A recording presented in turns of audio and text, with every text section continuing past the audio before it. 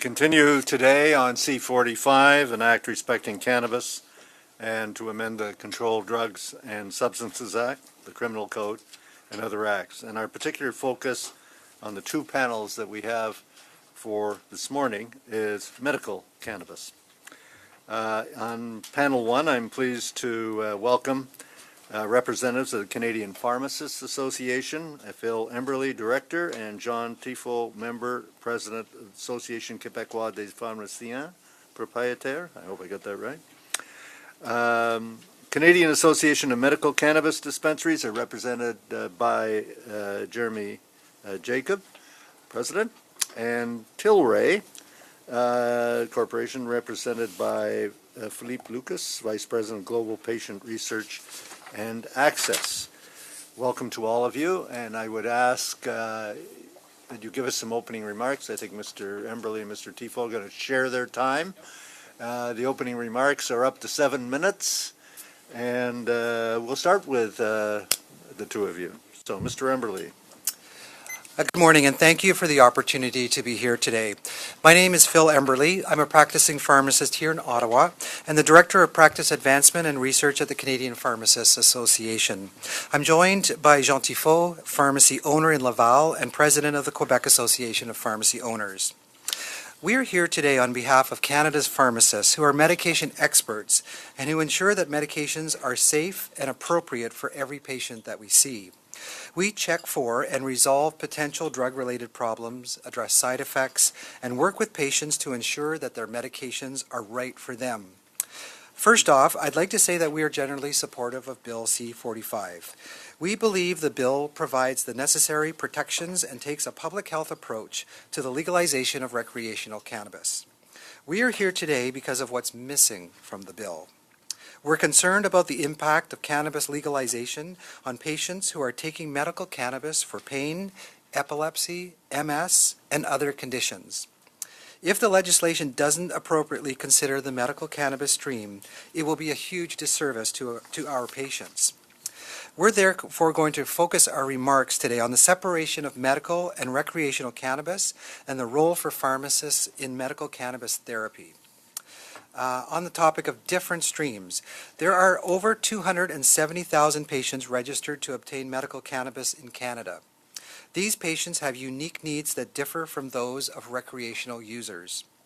Medical users might need strains and forms to alleviate symptoms and minimize intoxication, like those available through cannabidiol. And these patients also need clinical supports, like those they'd receive with any other medication therapy.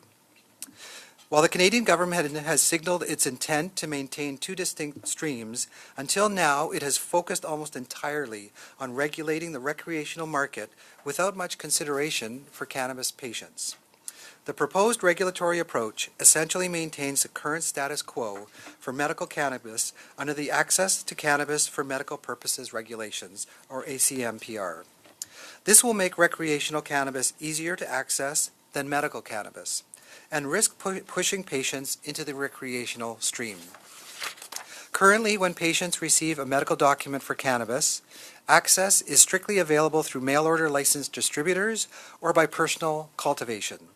There will be little incentive for patients to continue to access cannabis this way once recreational cannabis is widely available in retail stores, especially since the government has indicated that it wants to impose a similar taxation framework for both streams.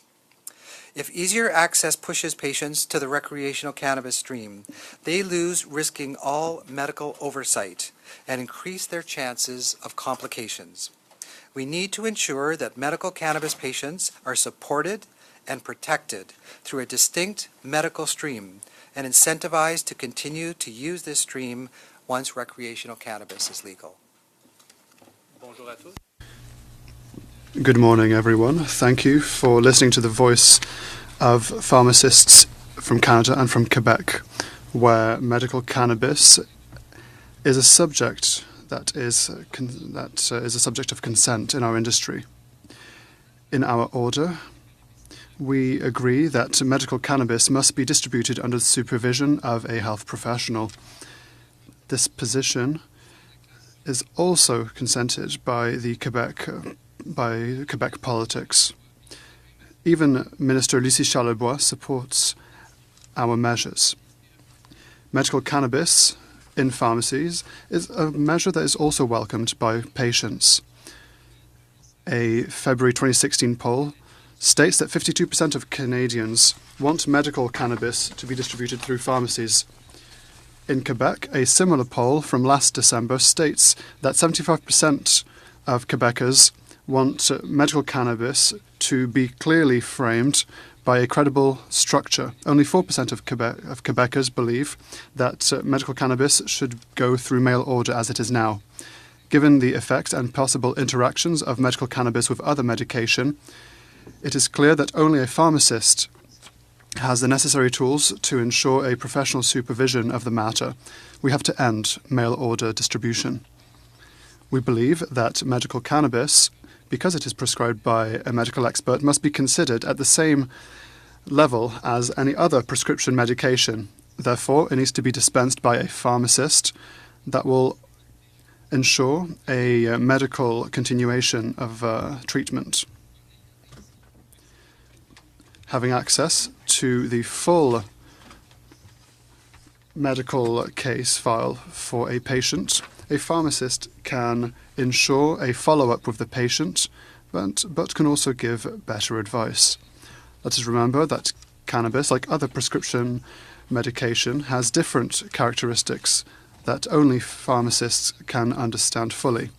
For example, veterans that suffer from PTSD or patients that have mental health issues, for which medical cannabis is a third or fourth line of treatment, all these people often take other medications. There's a real danger in counterindications and other interactions between different medications, and pharmacists know how to deal with these situations. One must remember that pharmacies are strictly framed throughout the supply chain, and it has been completely digitalized, which allows us to guarantee security and traceability, which is not the case with the current mail order system. Oversight systems for opiates is the best tool to protect the confidential data of patients and to allow a clinical oversight of the prescription of a number of different medications.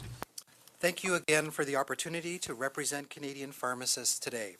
Pharmacists are committed to ensuring that our patients have access to appropriate medication therapy and that their therapy is safe and effective.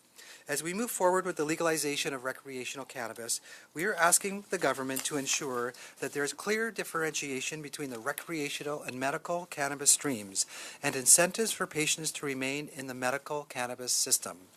We further believe that pharmacists are untapped resources who should be used to strengthen the medical cannabis stream through appropriate dispensing and clinical oversight, as we do for all other medications. Thank you, and I would be pleased to take your questions. Thank you very much. Next will be the Canadian Association of Medical Cannabis Dispensaries, Jeremy Jacob. Thank you, Senators, for the opportunity to address this room. My name is Jeremy Jacob, and I'm the president of the Canadian Association of Medical Cannabis Dispensaries. For full disclosure, I'm also a mechanical engineer with 15 years working in the renewable energy sector. I'm the father of 4 adult daughters, and I'm also co-founder of Village Bloomery, a medical cannabis shop in Vancouver, BC. CAMCD was formed in 2011 to provide patients with safe, affordable, and consistent access to cannabis, and to transition the businesses that serve them into the regulated market. CAMCD represents morality, ethics, and compassion. CAMCD participated in the creation of Vancouver's medical marijuana bylaw program. We were invited to sit with the federal task force. We've been engaged at multiple levels of government throughout this process and have submitted numerous papers to government. CAMCD is self-regulated by publishing the only dispensary operating guidelines in Canada. And with this as our guide, CAMCD dispensaries have enacted the highest standards for cannabis retail in Canada. We applaud the federal government for its pursuit of recreational cannabis legalization and for its inclusion of storefront retail in the program. However, the absence of regulations for medical cannabis storefronts remains an unfortunate omission from Bill C-45. We have 4 key requests to ask of Senate. One is to create an excise tax exemption for medical patients and allow this exemption to be exercised at storefront dispensaries or retail storefronts. To improve patient access through providing for medical storefronts and through product diversity. To encourage the transition of as many existing industry participants as possible into the regulated market, and to ensure that amnesty and expungements are part of cannabis legalization. Here's why. The first point we make is that there is an access gap that's been created due to the lack of regulated medical storefront access in the MMAR, MMPR, and ACMPR programs. Canadians living in areas where they have access to community dispensaries have overwhelmingly chosen this avenue as their choice to access medical cannabis. The face-to-face interaction, the product diversity, and the real-time availability of helpful information and access to products are key reasons storefronts were able to close this access gap. These are essential elements in helping consumers understand the use of cannabis products and to gain the best wellness outcomes. In the regulated system, with no excise tax relief and no cost coverage through the federal medical program, many Canadians will seek to continue gaining access for medical reasons through regulated recreational storefronts. Our recommendation to address this access gap would be to provide patients with an excise tax exemption and allow them to use it at regulated retail storefronts. In addition, an education program is needed for practitioners to increase their knowledge base and to feel more empowered to grant access to patients. Now, to ensure a successful regulated program, the regulated program has to emulate the unregulated. The industry in BC was allowed to evolve over time based on listening to the needs of people. It's imperative that consumers can find the complete range of products currently available in the unregulated market within the regulated marketplace, or they'll return to these unregulated market sources. Regarding high-potency flowers, extracts, and other products, we strongly recommend against restrictions on these. We need to trust Canadians to make responsible decisions for themselves, as they do with every other product available to them. High-potency products are critical for those dealing with chronic pain, cancer, and especially relevant when countering opiate use. Ingested doses of 50 to 100 milligrams are quite commonplace for patients who are transitioning from opiates to non-toxic, non-lethal cannabis. Lack of availability of higher potency products runs the risk of leaving patients without the effective tools that are serving them now and would exacerbate the opioid crisis rather than providing viable harm reduction options. 5 years to review the medical cannabis program is too long for patients to wait, and we ask Senate to amend C-45 so that the medical program is reviewed in full in not more than a year. We ask you to please ensure that patients have storefront access, product diversity, and broadened education for practitioners. Now, on the transition point, BC has a mature and robust cannabis industry that is a key economic driver in the province. Regional economies across BC depend on cannabis for their economic stability. This industry is larger than forestry, fishing, and mining combined in BC. It's the single biggest cash crop in the province, and the majority of participants in this industry are otherwise law-abiding citizens. This is according to a Justice Canada report that I know has been brought to the attention of the Senate and by other speakers. Many of these industry participants are eagerly awaiting a transition opportunity and a chance to be regulated. So we understand from Health Canada that product diversity is in plan, and there are small producer micro-license categories being produced. We ask the Senate to take steps to make sure that this transition is as inclusive as possible. Undermining the unregulated market through inclusion is a far nobler way to end prohibition than to prolong and extend the failed war on cannabis.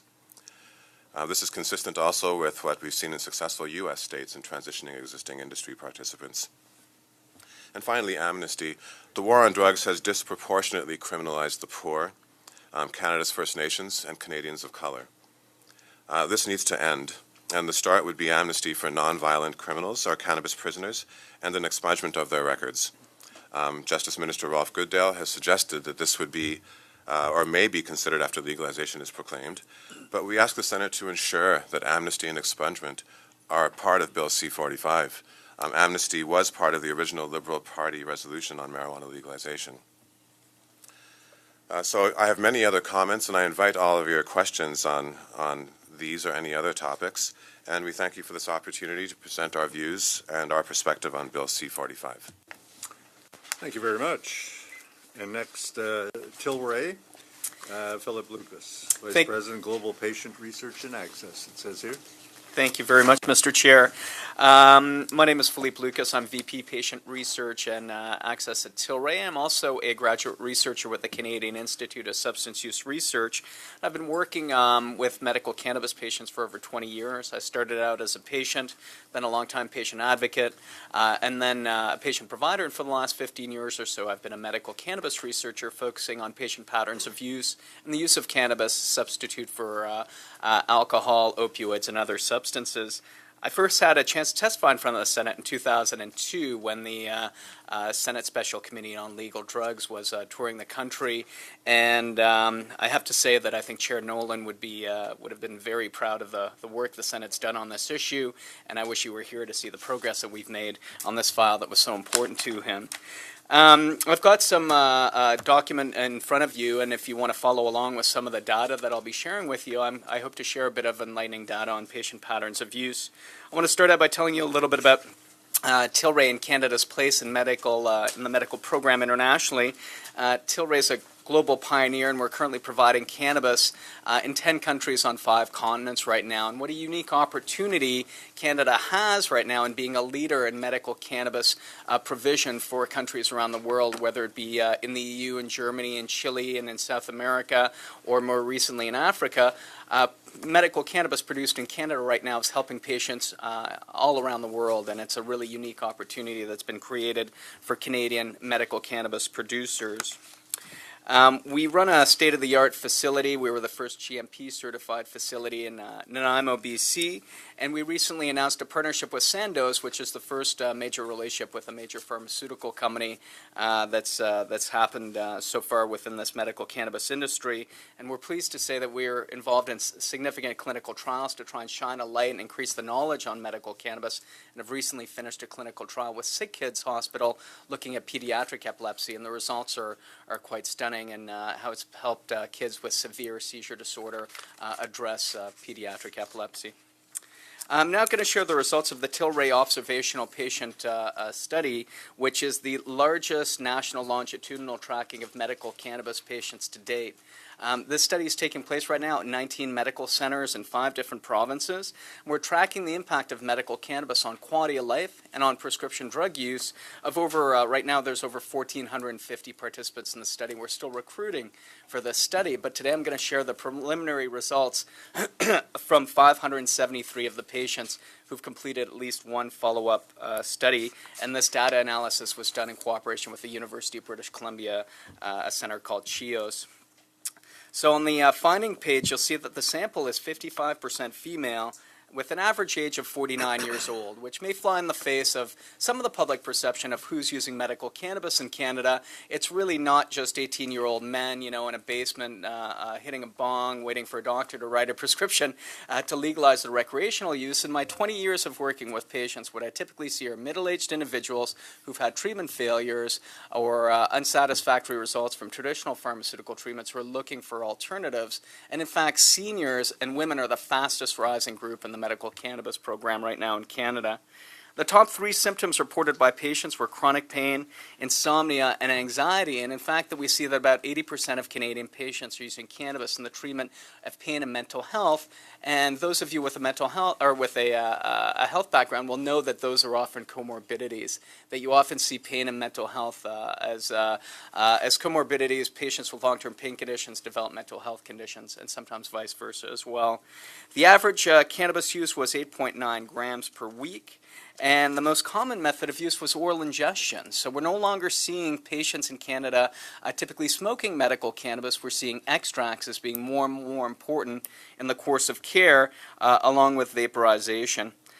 Interestingly enough, the preferred type of cannabis in this particular study was high CBD cannabis, which has caused a lot of great enthusiasm amongst the medical community because it's non-impairing and certainly has become more and more important in terms of patient care. Although I want to point out that a great number of patients still depend on THC and high THC products for their care. So the high number of women participants, as well as the preference for high CBD extracts, really marks a significant shift in patient patterns of use compared to what we've seen historically. On the next slide, you'll see that the percentage of patients using opioid, non-opioid pain medications, antidepressants, anti-seizure medications, benzodiazepines, sleep meds, and muscle relaxants all declined significantly from baseline to 6 months. So we can't look at medical cannabis in isolation when you're looking at the impact it has on people's lives, on people's health. You have to look at the impact it has on reducing the use of other substances. Here I've shared data on the impact on prescription drugs, but past surveys and studies I've done, as well as others have done, has shown reductions in not only prescription drug use, but on alcohol and tobacco use, and also reductions in the use of illicit substances simply by introducing medical cannabis into patient courses of care. On the next slide, you'll see data specific to opioid use. I don't need to share, I'm sure, with this committee the opioid crisis that we're seeing here in Canada. I honestly think that the data supports the fact that cannabis can play a role in interrupting the opioid overdose crisis, which is having such an impact in my home province of British Columbia, but all over Canada and North America right now. So we see that with this patient population, baseline opioid use was reported by 32% of patients initially, and at 6 months that dropped to 13% of patients in the study. So a significant reduction in the percentage of patients who are using opioids as a result of introducing cannabis in their course of care. The next slide is even more dramatic. It shows that mean opioid use went from 187 milligrams per day and was reduced to 48 milligrams per day at 6 months, a 74% reduction. And in fact, about 50% of the initial opioid users had quit using opioids by 6 months. We're seeing a significant reduction in the dependence on opioids. And I think that medical cannabis clearly adds a tool to the tool belt of physicians and patients who want to deal with chronic pain. Now, on top of that, you also see significant improvements in quality of life, and the greatest changes were in physical health, with a 31% increase from baseline at 6 months, and psychological health, which saw a 17% increase in the quality of life in patients. So you reduce the use and dependence on prescription drugs, and you increase the overall quality of life of patients as well. So I want to say that, the government's stated goals in regards to medical cannabis have been normalization and harm reduction. And I'm concerned that some of the policies in C45 are inconsistent with these important goals. The first point I want to bring up echoes something that my colleague and friend Jeremy has said, which is that taxation issue. Cost is an ongoing obstacle to access for critically and chronically ill Canadians and who are using medical cannabis in their course of care. And over the last 20 years, that's been one of the battles I've been finding to try and reduce the cost to patients. At Tilray, we reduce the cost by giving discounts to low-income patients. We give a 10% discount to seniors as well. But I'm really concerned about the ongoing taxation of medical cannabis. Medical cannabis should be treated like all other prescription drugs in Canada. It shouldn't be taxed at all, let alone subject to an excise or sin tax. It simply doesn't make sense, and it's not in keeping with the goals of the government to normalize medical cannabis use. And it's also a little bit stunning. I was an elected official for a while, and I don't understand the politics of this. There's no political support for ongoing taxation of medical cannabis. I've never met a politician, an elected official, a senator who says I really strongly support continuing to tax critically and chronically ill Canadians in this way. And there's no opposition to removing the tax. So I'd really urge the Senate, as this House of Sober Second Thought, to take a leadership role in this and make sure that medical cannabis is no longer taxed for those critically and chronically ill Canadians who can benefit from its use. The second part I want to address is about smart, effective branding and the impact that smart, effective branding can have in reducing harms and improving public health. Patients need clarity, and consumers need guidance. They have told us this, and they have told over and over again Senate committees about their need for clarity and guidance when it comes to both the medical and recreational use of cannabis. Medical cannabis ultimately is safer than many prescription drugs that are available out there, and yet the branding restrictions under C45 will mean that medical cannabis is not able to brand the same way as other prescription drugs, even when it ends up in the pharmacy system, which simply doesn't make sense from in that consideration. Medical cannabis branding restrictions should be the same as all other prescription drugs and not subject to the branding restrictions of C45. Additionally, plain packaging clearly leads to increased risk of medication errors. There's a large body of scientific literature to support this, and we've heard stories in the U.S. where patients have meant to use a CBD product and accidentally used a THC product. And while it's not a fatal situation, it does cause a lot of discomfort. So we absolutely need differentiation of lookalike products via color cues and other visual differentiators to improve public health and safety. So the regulation should encourage differentiation rather than homogenization of these different products, particularly if they're going to end up in the pharmacy system, and as we see increasing use by patients throughout Canada. In talking more towards the recreational use, branding allows consumers to differentiate between high and low quality products and safer and more dangerous products. I don't know how many folks on the committee drink craft beer, but I will, yeah, absolutely. In order to dissuade smoking and encourage safe use of cannabis, regulations should consider different branding standards between smoked and non-smoked products. C45 presents a unique singular opportunity to move cannabis users away from smoked ingestion, and we should not squander this chance to improve public health. And if we allow a broader opportunity to brand and to market products that are non-smoked products, we can actually shift the population away from smoking to non-smoked products. And I think that's an opportunity that we shouldn't squander and we shouldn't miss from a public health point of view. Thank you all very much. I look forward to your questions. Well, thank you very much to all of you for the opening comments. And before I turn it over to my colleagues with questions, let me throw one question out at the beginning here. You've all said that the excise tax should not be applied in the medical cannabis case. There should be an exemption for it.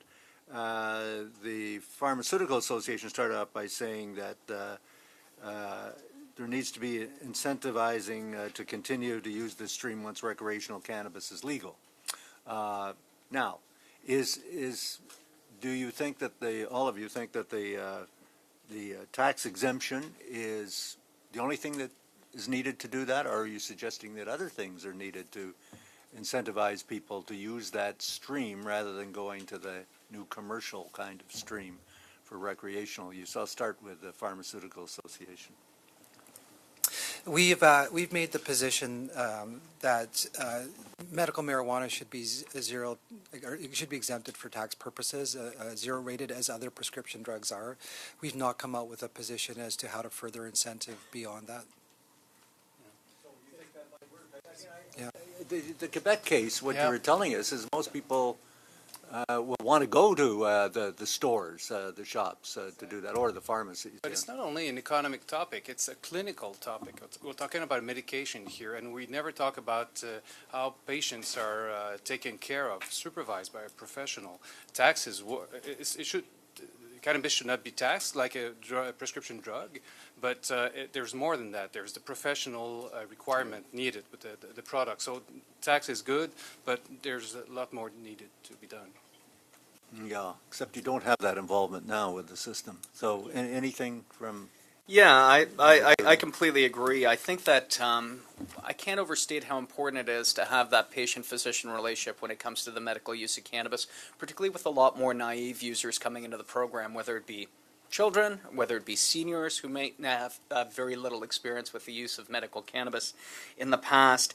And I'm very concerned that if there's no differential pricing via taxation or other coverage, that we're just going to get people self-medicating through the recreational system to the great deficit, I think, of those patients and those outcomes. Doctors are getting more and more familiar with the difference between THC and CBD and the appropriate use of one versus the other. And they're also getting more familiar with the use of smoked or inhaled product versus orally ingested products. In my course of No, work, I understand what Yep. you're saying about the tax exemption. You're all Yep. saying the same thing. Yep. What I'm saying is that going to be enough? No, I think that If- I think that one more. Yesterday, I had the opportunity to present to a private payer conference, and I did that last week as well. So one of the things that we're working on is getting increased private payer coverage for medical cannabis as well as a precursor, ultimately, to provincial coverage for medical cannabis. And that is happening now with Sun Life starting coverage, Green Shield offering coverage, and of course, Veterans Affairs Canada offering coverage for patients as well. I think that that will incentivize people to stay in that Okay. medical system. Mr. Jacob? Thank you. These are, that's a great question, and I think that Philippe hit it. We need to see our medical programs covering these costs for especially the critically ill patients. The cost of cannabis medication can be quite expensive, and many of these people who are chronically ill, suffering from seizure disorders, cancer, fibromyalgia can be debilitating. They are not able to work, and they are often not able to afford their cannabis regime, which they have chosen for their health and wellness. So having that included in some way would be a benefit to many Canadians. That could be a long haul. You have to get them on the formularies, and you've got all sorts of campaigning to do with the private sector plans. Anyway, I'll turn it over to my colleagues, and we'll start